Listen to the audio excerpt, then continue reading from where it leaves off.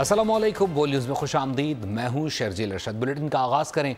सबसे पहले आपको बताएं, पाकिस्तान का पहला सैटेलाइट मिशन चांद पर भेजने की तैयारियां मुकम्मल कर ली गई हैं। सिर्फ एक दिन बाकी रह गया है। मिशन 3 अप्रैल को चीन की स्पेस लॉन्च साइट से खला में भेजा जाएगा, जबकि आईक्यूब कमर की लॉन्चिंग लाइव टेलीकास्ट के जरिए दुनिया भर में दिखाई जाएगी।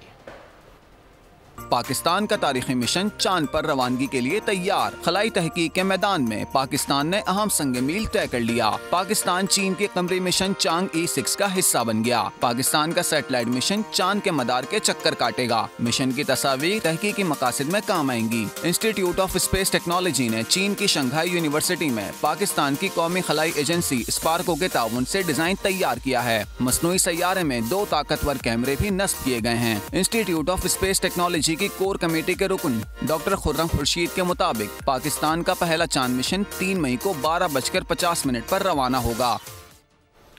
पाकिस्तान का पहला कमरी मिशन। पाकिस्तानी कमरी मिशन के अहम हक़ाइक़ सिर्फ बोल न्यूज़ पर। मसनूई सैयारे आईक्यूब कमर को मुकम्मल तौर पर पाकिस्तानी माहिरीन ने तैयार किया है। ज़राए का कहना है iQube Qamar satellite Pakistani institute of space technology के माहिरीन और तलबा की दिन रात की मेहनत का नतीजा है। आपको बताते चलें कि पाकिस्तान अपना पहला चांद का मिशन भेजने को तैयार है। इसी पर मज़ीद जान लेते हैं नुमाइंदा खुसूसी बोल न्यूज़ सलमान अमान से। सलमान, बताइएगा कितना टाइम लगा इस मिशन को कामयाब बनाने में?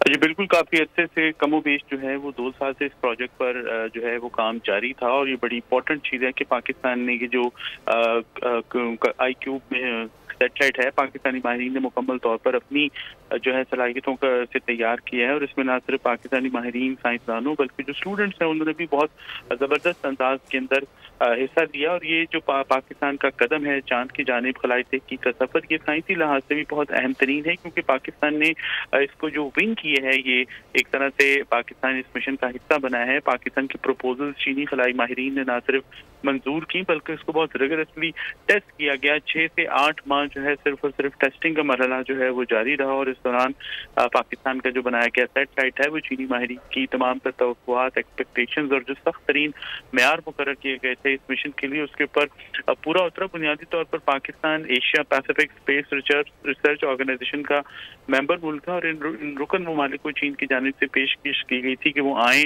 और इस मिशन का हिस्सा बने। फिर हमने देखा कि पाकिस्तान आज बिलाखिर जो है इस मिशन का हिस्सा बना है और तकरीबन 48 घंटे से भी कम का वक्त रह गया है। ये मिशन इंशाल्लाह रवाना होगा।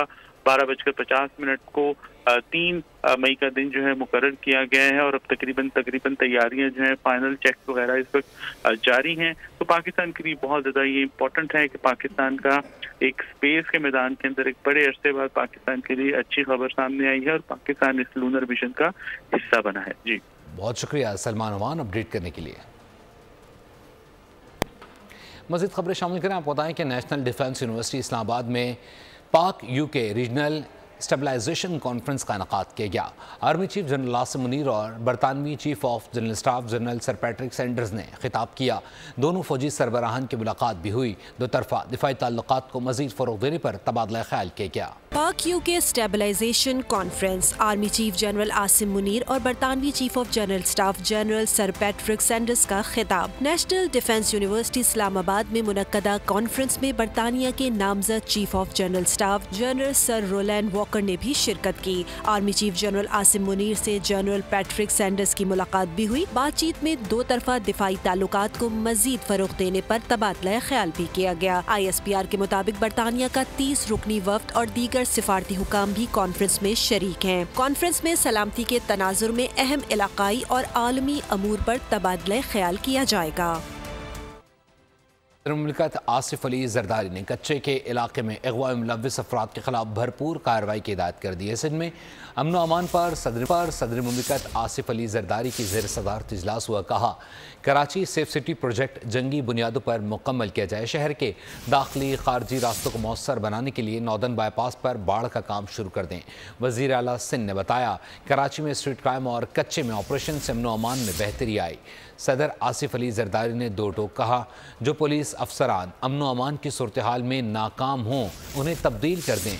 पुलिस को ड्रग माफिया के खिलाफ सख्त कार्रवाई करने का हुक्म दे दिया। बात कर ली जाए मजदूर डे से मुताल्लिक। गिलगित बल्तिस्तान में मजदूरों का दिन भरपूर अंदाज में मनाया गया। रैली निकाली गई और प्रेस क्लब में तकरीब का इनेकाद भी हुआ। नदीम खान की रिपोर्ट देखिए।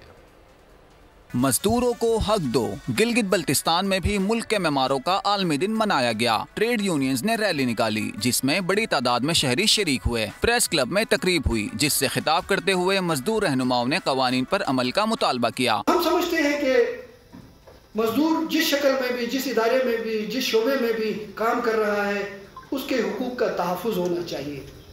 और जो उनके वर्कर्स हैं उनको ह्यूमन राइट्स कमीशन के जो मेंबरान हैं उनको डिपार्टमेंट की तरफ से आप सबको खुशामदीद कहता हूँ। 1 मई को दुनिया भर में शिकागो के मजदूरों की कुर्बानी को खराज अकीदत पेश करते हैं। मजदूरों की जिंदगी बेहतर बनाने के लिए कवानीन बनाने और इन पर सख्ती से अमल के मुतालबात दोहराए जाते हैं।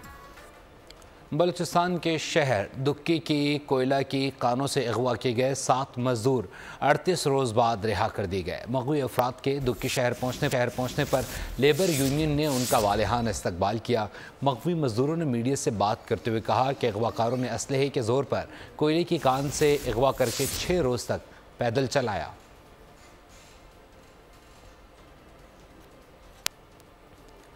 तमाम बड़े हुकूमती रहनुमाओं ने मजदूरों से इजहार यकजहती किया, लेकिन किसान आज भी अपनी फसल बेचने के लिए दरबदर ठोकरें खा रहे हैं। गंदम खराब होने की तलवार सर पर लटक रही है और किसानों को बारदाना ना मिल सका। मुल्क भर में किसानों ने एहतजाज किया। कहा 3000 रुपये पर गंदम नहीं बेच सकते, हुकूमत इमदादी कीमत 5500 रुपये मुकर्रर करे।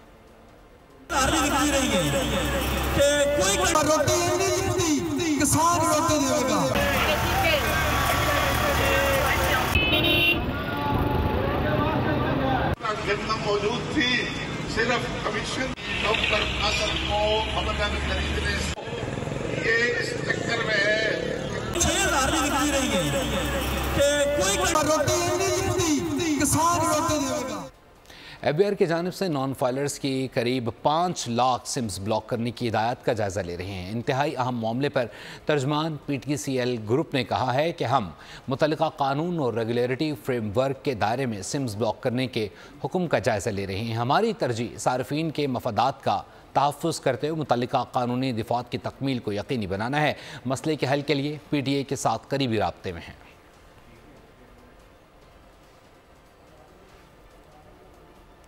आइंदा चंद महीनों में गैर मुल्की कंपनी रिपोर्ट्स पर बहुत बड़ा सरमायाकारी की ख्वाह हैं। सऊदी अरब और चीन मुख्तलिफ शोबों में सरमायाकारी चाहते हैं। वफाक के वज़ीर बहरी अमूर कैसर अहमद शेख का बोल न्यूज़ के नुमाइंदे कफ़ील अहमद को इंटरव्यू कहा, शिपिंग कंपनीज़ के रेट बहुत ज़्यादा हैं, एक्सपोर्टर्स के चार्जेस के मसाइल शिपिंग कंपनीज़ के साथ बैठ कर हल करेंगे। अब हम उनसे शिपिंग कंपनी वालों से ना उनको बुला के आपस में डिस्कस करेंगे कि कहाँ पे हमें रिलीफ वो दे सकते हैं और देंगे। वो दुनिया के बड़े मुल्क भी वो भी दिलचस्पी ले रहे हैं। यहाँ जो चाइनीज़ भी आ रहे हैं उनको भी हमने टफल देना है। दूसरी दुनिया के लोग इंशाल्लाह बहुत बड़ी इन्वेस्टमेंट आएगी। ये मेरी मिनिस्ट्री भी जो है प्राइवेट सेक्टर के लिए चैलेंज है, हमने रिजल्ट देने हैं।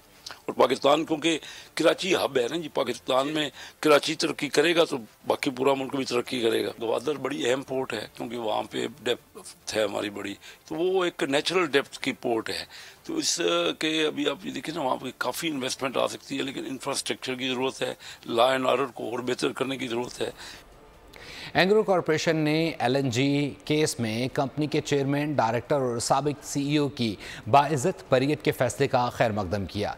एक बयान में कहा, एहतसाब अदालत ने एंग्रो कॉरपोरेशन के चेयरमैन हुसैन दाऊद, डायरेक्टर अब्दुल समद दाऊद और साबिक CEO शेख इमरानुल हक को बाइज़्ज़त बरी कर दिया। एंग्रो कॉरपोरेशन एहतसाब अदालत के इस फैसले का खैर मकदम करती है। एंग्रो ने हमेशा कारोबारी और तजारती वादों पर मुनसिफाना और शफाफ काम करने की कोशिश की है, अखलाकियात और दयानतदारी से अपनी साख बनाई है। बयान में कहा गया, ज़ेर बहस LNG मुल्की तवानाई के बुनियादी ढांचे का लाजमी हिस्सा है। टर्मिनल गैस की मुल्की ज़रूरियात का 15% फराहम करता है। मुश्किल वक्त में ताउन पर मुलाजमीन, शेयर होल्डर्स और शराकतदारों के शुक्रगुजार हैं।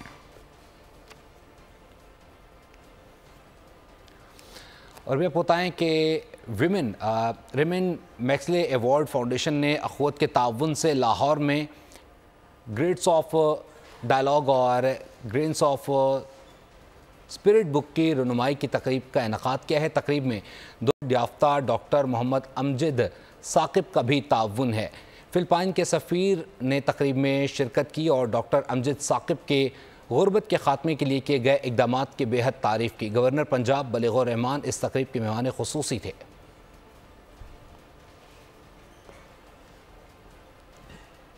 बात कर ली जाए पाकिस्तान के पहले कमरे मिशन से मुताल्लिक। पाकिस्तानी कमरे मिशन के अहम हक़ाइक़ सिर्फ बोल न्यूज़ पर मसनूई सैयारे IQ कमर को मुकम्मल तौर पर पाकिस्तानी माहिरीन ने तैयार किया। ज़राए का कहना है कि IQ Qamar satellite Pakistani institute of space technology के माहिरीन और तलबा की दिन रात मेहनत की काविशों का नतीजा है। इसी पर हमारे साथ बात करने के लिए इस वक्त मौजूद हैं institute of space and technology के head of department doctor Khurram Rashid. Khurram साहब, आपकी क़ीमत का बेहद शुक्रिया। बताइएगा, इस यकीन तौर पर एक तारीख़ी मौका है पाकिस्तान के लिए भी, क्या कहेंगे कितनी डिफ़िकल्टीज़ का सामना करना पड़ा इस तमाम तर प्रोजेक्ट में? जी बहुत शुक्रिया। सबसे पहले तो आपका इंस्टीट्यूट ऑफ स्पेस टेक्नोलॉजी पिछले कुछ सालों से स्मॉल सैटेलाइट्स या क्यूबसैट्स के ऊपर काम कर रहे हैं। 2009 में हमारा IQ प्रोग्राम शुरू हुआ था, institute of space technology CubeSat program, जिसमें हम मिनिएचर सैटेलाइट स्टूडेंट्स हमारे मुख्तलिफ प्रोजेक्ट्स के जरिए बनाते हैं फैकल्टी की सुपरविजन में। तो पहला सैटेलाइट जो IST ने बनाया था वो 2013 में लॉन्च हुआ। उसके बाद भी कुछ मुतवातिर प्रोजेक्ट होते रहे हैं और ये वाला प्रोजेक्ट IQ कमर अब हमारा कंप्लीट हुआ है। इसमें चाइना का इश्तराक भी शामिल है, स्पेशली लॉन्च के हवाले से, क्योंकि चांद के ऊपर लॉन्च करना, चांद के ऑर्बिट तक किसी सैटेलाइट को लेके जाना एक बड़ा मुश्किल और बड़ा महंगा काम है। इसके लिए बहुत ज़्यादा लॉन्च कॉस्ट होती है। तो ये वाली चीज़ हमें चाइना ने फ्री ऑफ कॉस्ट दी कि हम अपना सैटेलाइट चांद तक लेके जाएं और वहाँ पे लॉन्च। सैटेलाइट मुकम्मल तौर पर IST में बनाए, स्टूडेंट इसमें इन्वॉल्व रहे हैं, फैकल्टी रिसर्चर्स इसमें इन्वॉल्व रहे हैं और स्पार्को की ओवरऑल सुपरविजन और गाइडेंस हाथ रही है जो हमारा नेशनल स्पेस इदारा है। ठीक है, खुर्रम साहब बताइए इस पर तकरीबन कितनी लागत दरकार हुई है और पाकिस्तान में किस किस डिपार्टमेंट ने इसे मुकम्मल तौर पर सपोर्ट किया? जी बिल्कुल, इसमें एक्चुअली तो एक मून मिशन भेजना बहुत महंगा काम है। इसके लिए मिलियंस ऑफ डॉलर्स की रकम दरकार होती है, लेकिन यहाँ पे हमें इसलिए थोड़ा सा फायदा हो गया कि चाइना स्पेस एजेंसी ने एप्सको, जो कि Asia Pacific space corporation organization है, उसके अंदर कुछ मेंबर स्टेट्स हैं, कुछ मेंबर ममालिक हैं जिनमें पाकिस्तान, तुर्की, Iran, Peru, Bangladesh, Mongolia, China खुद भी इसका मेंबर है। ये तमाम मेंबर स्टेट्स को चाइना स्पेस एजेंसी ने एक अपॉर्चुनिटी दी कि सब स्टेट्स अपना एक सैटेलाइट का प्रपोजल या प्रोजेक्ट का प्रपोजल भेजें और इनमें से जो भी सबसे बेहतर प्रोजेक्ट होगा आफ्टर रिगरस रिव्यू प्रोसेस और इवैल्यूएशन प्रोसेस, उस प्रोजेक्ट को सिलेक्ट किया जाएगा और उसको launch free of cost provide किया जाएगा। सो अल्हम्दुलिल्लाह हमारी बहुत सारी कॉस्ट इस तरह से बच गई कि हमें ये वाली अपॉर्चुनिटी मिल गई और हमने ये फंडिंग विन की एप्सको से। हमारा प्रपोजल तमाम ममालिक के प्रपोजल से ज़्यादा बेहतर निकला और थॉरो इवैल्यूएशन के बाद हमारा प्रपोजल सेलेक्ट हुआ। सो हमें सिर्फ कॉस्ट सैटेलाइट बनाने की खुद से पे करनी पड़ी है जो सैटेलाइट हमने बनाया है, लेकिन बाकी उसका लॉन्च और डीप स्पेस कम्युनिकेशन ये सब का सब हमने फंडिंग में विन कर लिया है। सो इसकी हमें मुकम्मल तौर पर कोई कॉस्ट नहीं पड़ी। बहुत शुक्रिया doctor Khurram Khurshid, institute of space and technology के HOD से बोल न्यूज़ से गुफ्तगू करते हैं। आपको बहुत शुक्रिया। मादरे मिल्लत मोहतरमा फातिमा जिन्ना के ज़ेरे इस्तेमाल तबाहाल गाड़ियाँ मुरम्मत के बाद बहाल कर दी गई हैं। जून जुलाई की छुट्टियों में बच्चों के लिए कराची के तारीख़ी मकामात की मुफ्त सैर के लिए बस सर्विस भी चलाई जाएगी। रिपोर्ट कर रही मरियम हसन। 1955 की कैडिलक सीरीज 62 और 1965 की मर्सिडीज बेंज 200 ये गाड़ियाँ मादरे मिल्लत मोहतरमा फातिमा जिन्ना के ज़ेरे इस्तेमाल रहीं, लेकिन ये तबाहाल हो चुकी थीं। लेकिन मरम्मत के बाद ये विंटेज गाड़ियाँ फिर से चमचमा रही हैं। इन्हें म्यूजियम की जीनत बना दिया गया है। तो हमारे कल्चर डिपार्टमेंट ने और एंटीक्विटीज़ डिपार्टमेंट ने उठा के और उसको ये सारा रीस्टोर दोनों गाड़ियाँ हमने तैयार की हैं और इंशाल्लाह कुछ दिनों में हम इनकी एग्जीबिशन करने जा रहे हैं और ये खड़ी भी कायदे आज़म हाउस में है। सिर्फ यही नहीं, बच्चों के लिए भी अच्छी खबर है। जून जुलाई की छुट्टियों में कराची के तारीखी और सयाहती मकामात का सफर मुफ्त में होगा। बस टूर भी शुरू करने जा रहे हैं, तो वो बस टूर आपको ले जाएगा कायद आज़म रेजिडेंसी पे, जो हमारी ओल्ड हेरिटेज बिल्डिंग्स हैं, फेयर हॉल है या म्यूज़ियम्स हैं हमारे यहाँ पे। उन बच्चों के लिए छुट्टियों में एक अवेयरनेस का प्रोग्राम भी होगा और उनको एक पता चलना चाहिए कि हमारे पास हेरिटेज की हमारे पास चीज़ें क्या है। कराची से गोरख हिल तक का सफर आसान बनाने के लिए सड़क भी तामीर की जाएगी। कराची की मशहूर फूड स्ट्रीट पर खातून मुंबई वड़ा पाव और पाव भुजिया एक मुनफरिद अंदाज में बेचने लगी है। रिपोर्ट करेंगे साद शरीफ। कहते हैं हर कामयाब मर्द के पीछे औरत का हाथ होता है, लेकिन इन खातून की कामयाबी के पीछे इनके शौहर इफ्तिकार अहमद का बेहद सहारा है, जो 12 मसाले और मुख्तलिफ चटनियाँ घर पर तैयार करती हैं, फिर गर्मा गर्म वड़ा कराची की मशहूर स्ट्रीट में बेचती हैं। जायका ऐसा कि खाने वाला उंगलियां चाटता है। इफ्तिकार अहमद और उनकी बेगम दोनों कई घंटों अपने स्टॉल पर मेहनत करते नजर आते हैं। खातून का कहना है कि वो दुबई से आई हैं और तमाम चीजें घर पर तैयार करती हैं। ये सब में जो है ना, बैक पर मेरे हस्बैंड है, मेरी फैमिली है जिन्होंने मुझे सपोर्ट किया है, और आज मैं यहाँ पर अल्हम्दुलिल्लाह इज्जत के साथ अपना नाम भी बना रही हूँ और अच्छा लोगों को साफ सुथरा खिला रही हूँ। इफ्तिकार अहमद का कहना था कि मेरी बेगम के हाथों में जायका है और हम जो चीज अपने बच्चों को खिलाते हैं वही बेचते हैं, इसीलिए लोग पसंद भी करते हैं। तो मैंने कोशिश की कि जो टेस्ट वाइज हमारे घर के जो आइटम होते हैं, जो हम अपने बच्चों को खिलाते हैं, वही मार्केट में लेकर आए। अच्छा, मेरी मिसेस बिलोंग तो नहीं, लेकिन दुबई में हम लोग रहे हुए, तो हमें इसका टेस्ट का पता है। नो डाउट टेस्ट में तो बहुत अच्छा है, और उनके जो सॉसेस हैं सारा कमाल उसका है, तो नो डाउट। और जो गरम गरम उसी वक्त जो दिया है उन्होंने बहुत अच्छा है। कराची के शहरियों को बस अच्छा जायका चाहिए होता है, यही वजह है कि खाने पीने के शौकीन लोग बड़ा पाव और पाव भाजी के जायके का लुत्फ उठा रहे हैं।